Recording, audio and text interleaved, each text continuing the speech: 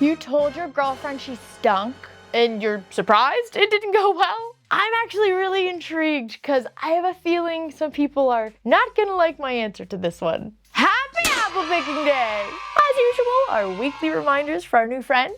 If you want a chance for your stories to be featured on Am I the Bad Apple, you can send them to my subreddit, r/AmITheBadApple. And as always, we all come from different branches of the apple tree. And what that means is that we've all lived different lives and have different experiences. And those experiences are gonna shape our perspective, how we internalize stories, or the boundaries that we have. So we just kind of keep that in mind while we have constructive conversations down in the comments. We should never shame someone for just not experiencing something or not having a perspective because they just didn't grow up with it or never experienced it. Sometimes you might learn something new, sometimes I might learn something new, sometimes you might teach someone something new. Also, I think I'm figuring out the lights. I think the closer I am to the camera and to like my little ring light, the better the background stuff looks, right? Because the purple didn't look good last week, but I have purple now, and I think this looks pretty good. I'm happy. Right? You'll also have to let me know down in the comments what colors you want to do next week. But anyways, moving on. Without further ado, let's get started with this week's episode of Am I the Bad Apple? Let's go apple picking. Apple number 1.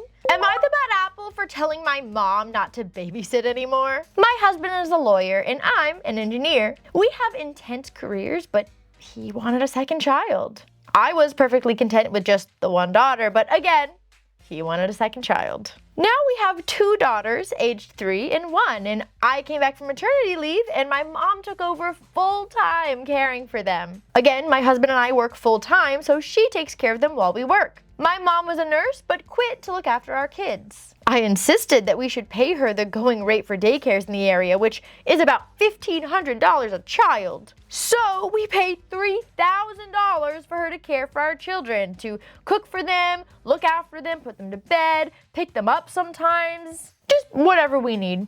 My husband complained a lot about how expensive it is to pay her. He makes $140,000 and I make $110,000, so we can afford to pay her that. He thinks we're overpaying her and complained about it to her face. My mom isn't very confrontational, but she got very upset. I argued with him on this for months until I decided that it was better for my mom to go back to work and for us to just find a daycare. Finding a daycare was hard, and now we pay $1,800 per child for daycare, and daycare obviously doesn't pick them up and they don't take them home and cook for them. Now we have less time and at a higher cost for our children to be sick a lot more during the winter seasons. So far, our entire household has been sick 3 times just this year.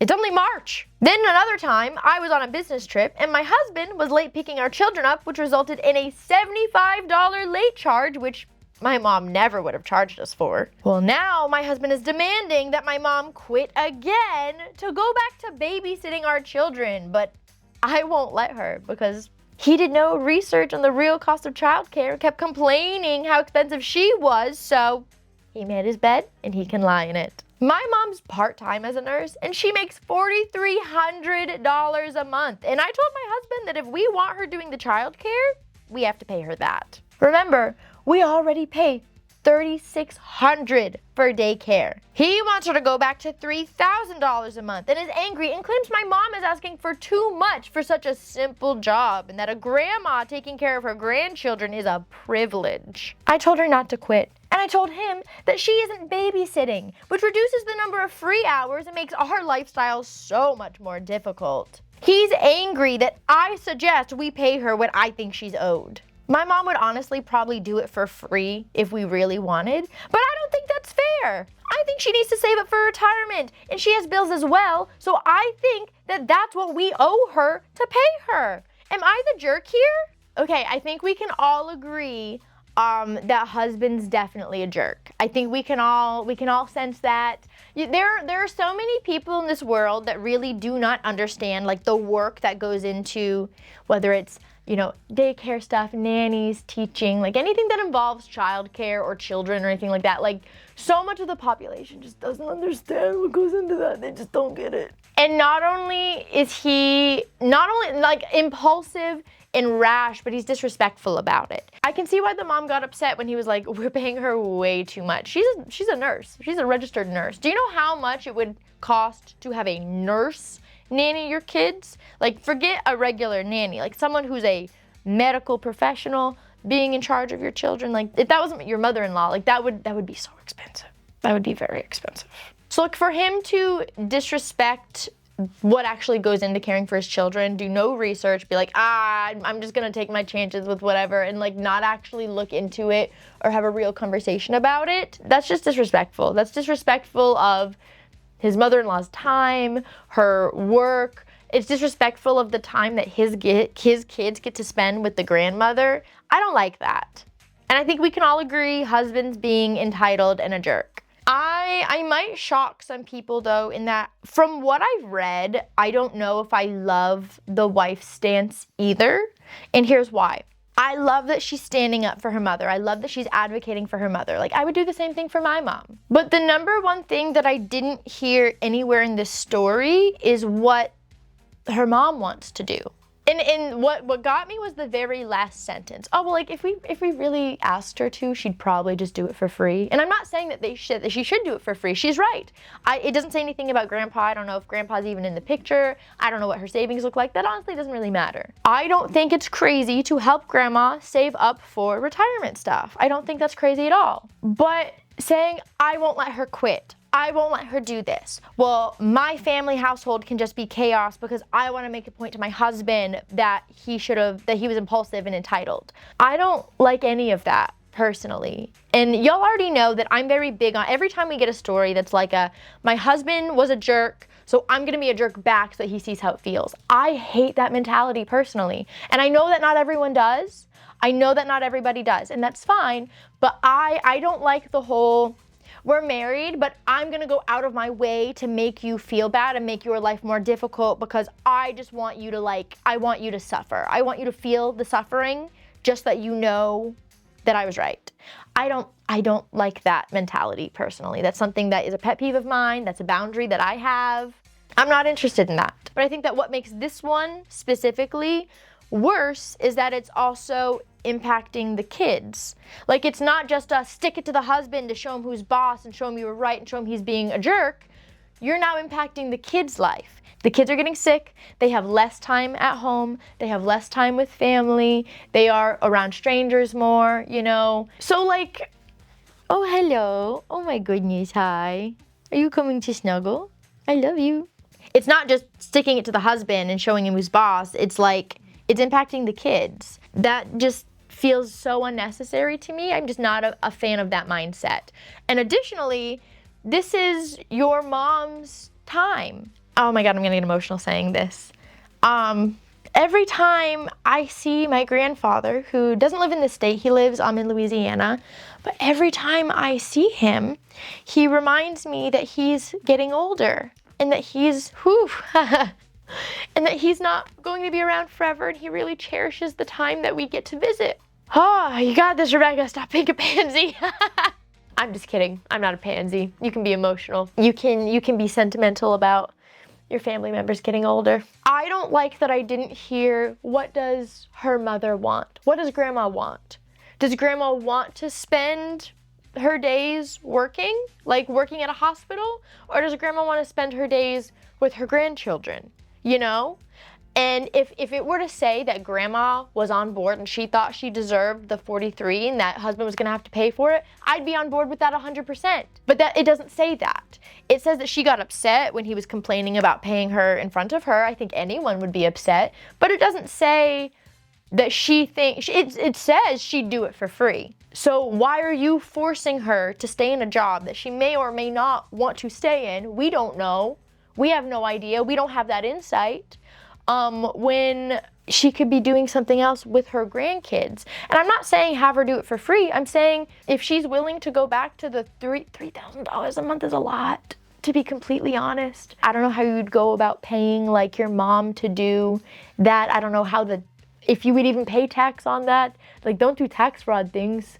Don't do that. I feel like I just talked myself into a hole. But like, you know what I mean? Like when I was a teacher, I didn't get $3,000 a month. Not even close. Like not even, like half that. With all the taxes that came out, Just as a reminder for people that are like, you quit teaching to do this? Yeah, because it was that low. Why are we surprised? Why? That's not the insult you think it is. Anyways, the point is, I don't like that daughter is making this choice for her mother without any input from her mother. But let's be honest, if she's making 43 with the taxes coming out, probably gonna be about even. I personally think everybody is kind of in the wrong here, just going about it the wrong way. Yeah, I just don't agree with anyone, really. I'm gonna go with a bad batch, personally. That's my decision. At least that's like what I heard from the story. If you guys think that I'm like reading too much into it, let me know, because sometimes I do that. Sometimes I get fixated on details. That's ADHD. You get fixated on things. I don't, it's always like whenever y'all are like, you always get fixated on, but I don't know why we're surprised. We know I have really bad ADHD. Like, this should not be a surprise to anybody. But I'm going bad batch. I'm done rambling on this one. I need to move on. Apple number 2. Am I the bad apple for not wanting my mother-in-law to control what photos end up in my house? I, 30 female, and my fiance, 30 male, received a digital frame as a gift from my future mother-in-law. At first, I was so happy, thinking that I could have cute couple photos and photos of our cars and small family. She offered to send us some photos, and at first I was okay with it because I thought it would be photos that she took of us two as a couple, and I was half right at first. There were a couple photos of my fiance and I, but then I realized there were some photos of my future in-laws, like my future brother-in-law and sister-in-law and their family together. I'm not really close with all these people in his family, and I started to feel uncomfortable. I told my fiance that I didn't like that and it bothered me, but he just kind of shrugged it off. I guess I just wanted photos of him and I, and I'm not sure how to tell her to stop sending random family photos of people that I might maybe see once or twice a year and never speak to again. It feels like what was supposed to be an intimate album of photos is now hijacked since my future mother-in-law has full access to the frame. Would I be the bad apple to tell her to stop? I was actually a little disappointed with some of the comments, with most of the comments under this thread on my Bad Apple subreddit. I feel like it's really easy when you've never been married to hear this story and think, oh my God, that's really creepy. She needs to stop. And how dare that guy dismiss her concerns? How dare he shrug it off like it's not a big deal? This is weird. She should be able to control what photos go into her house. But I think a lot of those individuals don't think about the fact that this is his house too. They're engaged, they're getting married, this is their family home. If he wants family photos of his family, why can he not have family photos of his family? So like, I take her saying he shrugged it off as him wanting these photos. So I understand she wants photo albums of them together. He wants photos of his family. This is a gift from his family. I don't personally think it's unreasonable for him to be able to use the photos of his family that he wants with the gift that came from his mom. I don't think that's unreasonable. I don't understand why having photos of his family would make you uncomfortable. Now, if they did something to you, that's a different story. But you're making it seem like you just don't know them very well and you only see them a couple times a year, so you just don't want them present in your house. If it was just like standing photos, I would agree. If this is a rotating digital photo album that is constantly just cycling through family photos, I personally don't see why that's a big deal. I don't see why it would make you uncomfortable for that to be there in like a rotating digital photo album. Because again, remember, it's his house too. This is his family, a gift from his mother. If you want a digital photo thing of just you two, I think a compromise would be getting another one. I think another compromise could be, hey, if I've never met these family members, can we make sure that like their photos don't show up in my house? I don't want to see a stranger on my wall, like if I've never met them before. I think that is, personally, I think that's a reasonable compromise, but I just don't think it's reasonable to decide that he wants photos of his family, but you don't like it, so he can't have it in the gift from his mom.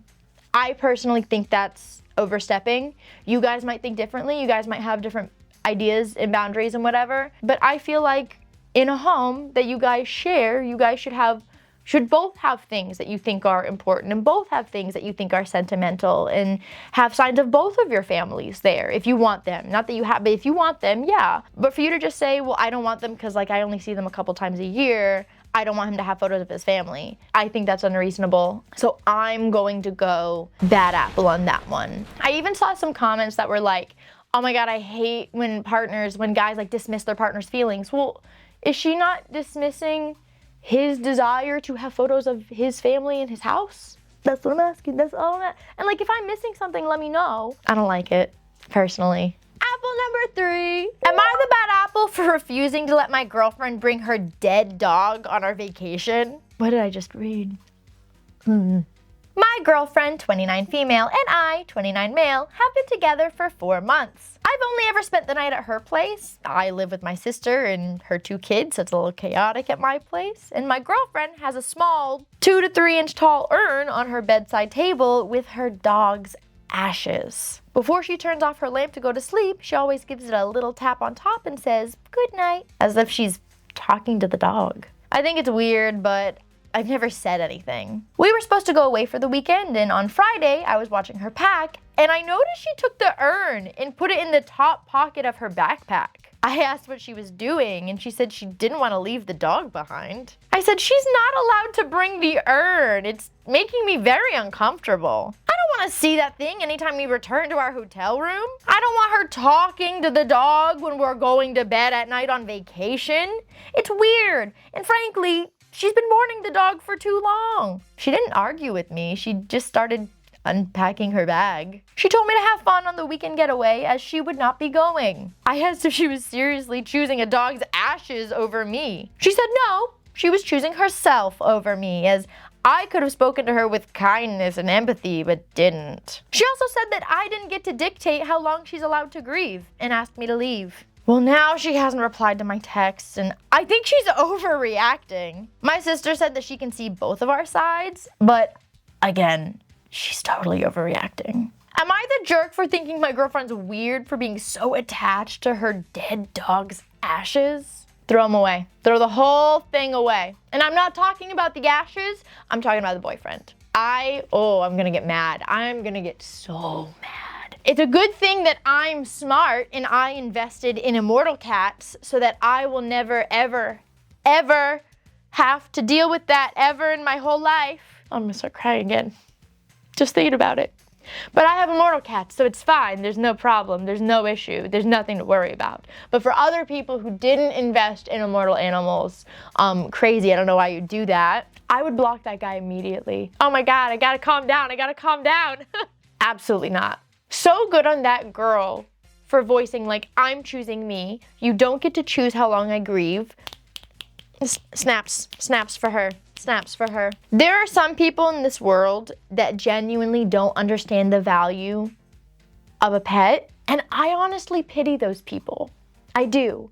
I think it's so sad those individuals will just never understand the unconditional love of an animal like that. It makes me sad for them, you know? But that doesn't mean that I will ever excuse their crappy behavior about it. That's a bad apple. That's like the worst apple that I've witnessed today, personally. That's my opinion. Apple number 4. Am I the bad apple for telling my girlfriend she needs to take a shower? My girlfriend really only showers once a week. Twice if I'm lucky. Typically, we go to the gym together, and I've often asked her why she doesn't shower, and she always comes up with things like, oh, women don't really sweat much, and I sweat very little, even for a woman's standards. And I don't buy it, because I have a nose, and I can smell. I used to just suck it up, because I know she's extremely sensitive, but it's really impacting our life right now. Fast forward a bit, she's now started to use the sauna at the gym. Probably like twice a week on average. She still refuses to shower. And I've said, there's just no way you don't sweat in the sauna. Just me sitting in there for 5 minutes, I'm soaked. She insists she doesn't sweat much in there either, and she sits in there for 20 minutes. Things are now way worse. I didn't think they could get worse. They're worse. I can smell her so badly. It's almost to the point where I try not to breathe in too close to her because It's not good. I've tried so long to give her hints to get her to shower more, but she's not picking up what I'm putting down. One evening, she wanted to lie down on the floor and stare at a world map she has. She invited me to lie down next to her and just talk about where we wanted to go. I lasted about 1 minute before I had to make up some dumb excuse as to why I had to get up. She then got upset and started saying things like, "Why are you leaving? You never do stuff with me." The truth is, I just can't be close to her for long. I'm not even sure if I started to resent her because it was the only thing that was bugging me in the relationship, but maybe I did, and that's my fault for being bad at communicating to her. Anyways, I couldn't hold it any longer. I tried one last time to ask if she wanted to take a shower before we went out somewhere, but she declined. So I finally just said, "Hey, I know you say you don't sweat, but I can smell. And I can smell you, and I don't like the smell of sweat. So I would just appreciate if you would be able to shower a little bit more." She freaked out. Literally World War III started. She accused me of things like asking if I found her disgusting. It almost felt like she wanted me to think she's disgusting for some messed up reason. I don't know. Maybe I'm just overthinking it. It's just, to me, it feels awfully obvious to shower, if not daily, at least every other day, especially when you go to the gym and sit in a sauna. I understand that girls don't wash their hair all the time, and that's fine. I don't care about that. You can still wash your body. Our relationship is borderline over this because I hurt her and embarrassed her, and I don't know. Was I the jerk? What should I have done differently? So this is actually something that a lot of teachers experience, mostly like middle school and like maybe freshman year level of kids. Because a lot of times when kids start puberty, they don't realize that they smell differently now. Like they start sweating more and they have body odor and things like that. And it's a really delicate topic to convince them that, hey, your body's changing, and with that you will now have new bodily needs, and that will include hygiene. And it's a very delicate topic when a lot of kids don't realize that's happening to them. Like they just don't realize their body's changed. And a lot of times when it's your own body odor, you just don't smell it the same way. Like you get used to it. It's your own odor kinds of things. Or, it's really easy for a lot of kids to assume that it's someone else and not them kind of thing. But for a grown woman, there shouldn't really be an excuse. Like, I don't know a single woman that just doesn't have body odor. Like, that's not really a thing. You got some kind of something. Everyone's got something. To not shower ever, like once, I wash my hair once or twice a week. Sometimes it gets gross. It's fine. I don't really care. I'm not bothered. I'm not trying to impress anybody. You either love all of me or none of me, and that's what it is. When I'm working out, I do wash it like more often. But right now I'm not, because I'm losing too much weight, but that's besides the point. I shower every day. I cannot go to bed unless I have showered my body. Let me tell you, nothing stresses me out more and gives me anxiety than when someone I'm sharing a bed with comes back from exercising and doesn't shower and just gets in the bed. I can't tell you the level of anxiety that gives me, okay? I feel for this person. I do. And whether it's, someone that you're living with or a student, at the end of the day, sometimes if they're not getting the little hints, they need to be directly told, hey, I know you say that you don't sweat. I know you might not notice, but human bodies do have body odor, and that's not a bad thing. It's not a crazy thing, but it is something that we need to regularly take care of. I don't think it's unreasonable to ask someone that is sharing your bed, can you shower more than once a week? Especially if they're going to the gym. I don't think that's crazy. And some of you guys may disagree with me. I'm telling you, that is something that I feel strongly about. That is something that is a pet peeve of mine. I'm not a germaphobe, but I was raised by a germaphobe, okay? I don't do outside clothes in my bed. I don't like it. And when other people didn't care about that, this is my side of the bed. Please do not let your outside clothes, that's a thing, okay? That's a thing that is important to me, and other people, I know it's weird. I'm sorry if you don't like it. That is something that is so important to me. I feel for this person.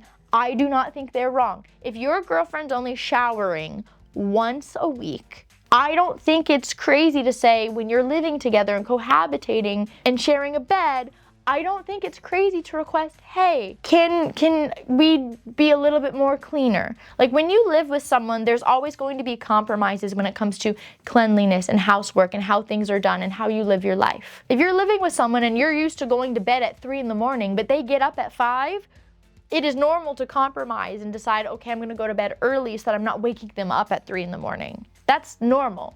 If you're living with someone and you only shower once a week and you're like cohabitating with them, I think it is normal to request, hey, this is impacting me because I'm noticing the odor. Can we shower a little bit more frequently? I don't think that's crazy. Now, would I have used his exact words? You say you don't sweat, I have a nose, I can smell and I can smell you.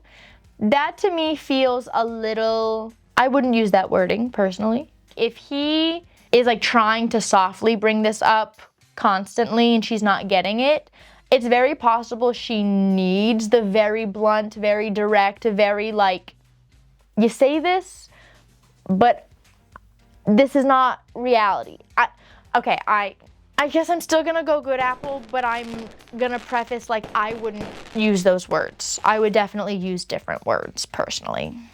Vixie bathes multiple times a day. Very clean, very cleanly. Take notes.